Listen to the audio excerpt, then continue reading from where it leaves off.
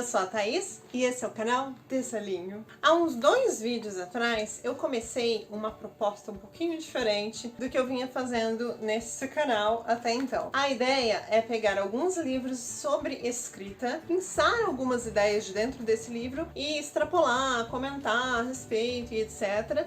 E trazer algum exercício que vocês possam aplicar aí na casinha de vocês para desenvolver esse ponto específico que foi mencionado no livro. Eu vou colocar aqui em cima, em algum lugar, o primeiro vídeo dessa série, para que vocês consigam assistir na ordem, caso queiram. Estamos nesse livro Sem Trama e Sem Final, 99 Conselhos de Escrita, do Anton Chekhov, que é uma seleção de trechos de cartas a respeito de escrita. O trechinho sobre o qual eu vou falar hoje também está nessa parte o que e como escrever, assim como os 2 anteriores.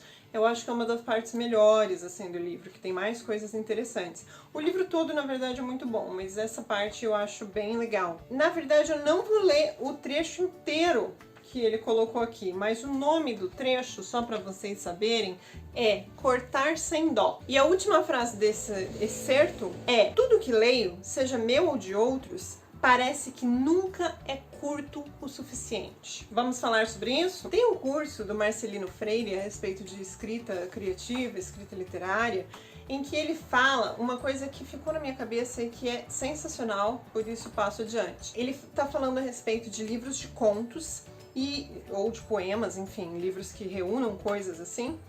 E ele diz assim, que um livro não é um depósito de contos, um livro não é um depósito de poemas. Ou seja, não é porque você produziu 50 poemas que esses 50 poemas precisam estar no seu livro. A ideia é que você faça uma seleção daquilo que for melhor.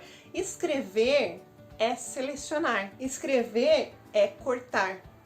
Uma das partes mais importantes do processo de escrita é conseguir, numa releitura do seu trabalho, etc., cortar o máximo de arestas, podar o máximo de excessos que você conseguir. Porque quando a gente está pensando no processo da escrita, ele está no fluxo da criatividade, escrevendo e etc., você vai produzindo, vai colocando tudo no papel sem muito critério. Então você não percebe os ruídos, as repetições e etc.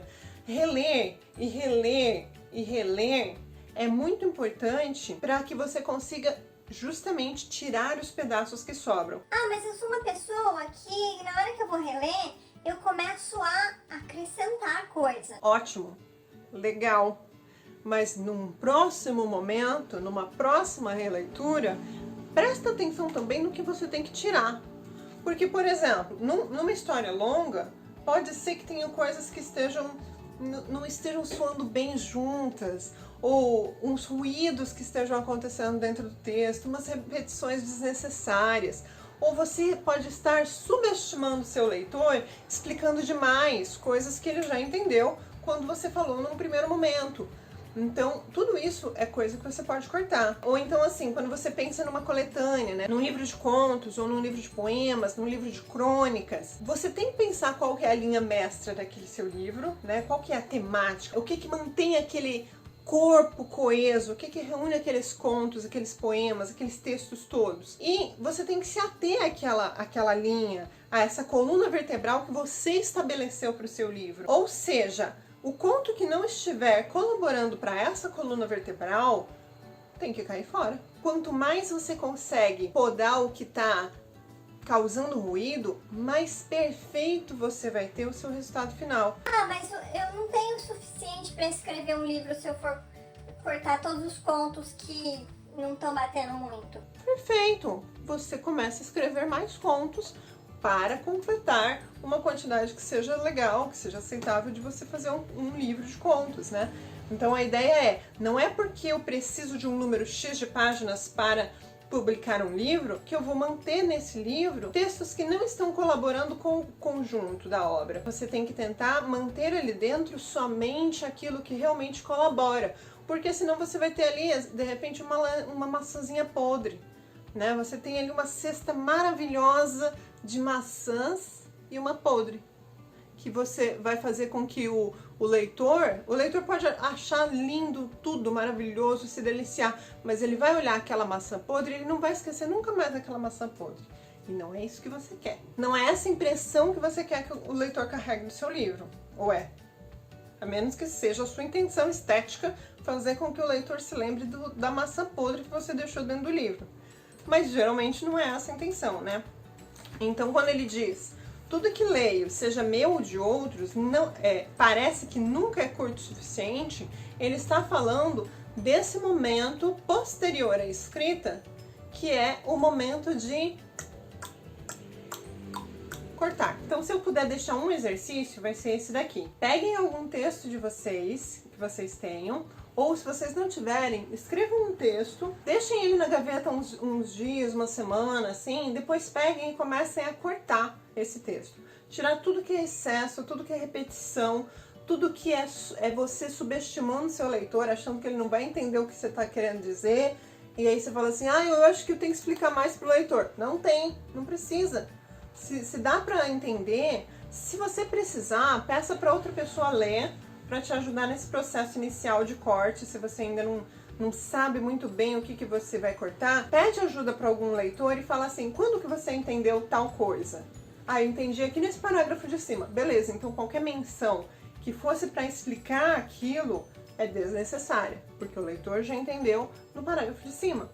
Então, tentem pensar nesse sentido também. E tentem cortar.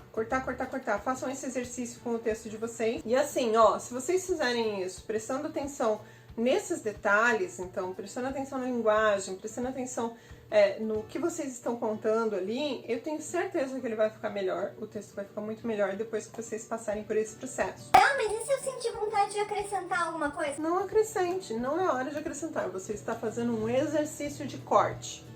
Então, corte. Deixa isso de acrescentar coisa para depois, para outro texto. Nesse texto, nesse exercício específico, vamos tentar cortar. Vamos tentar ficar restrito a isso. E é isso que eu queria dizer por hoje.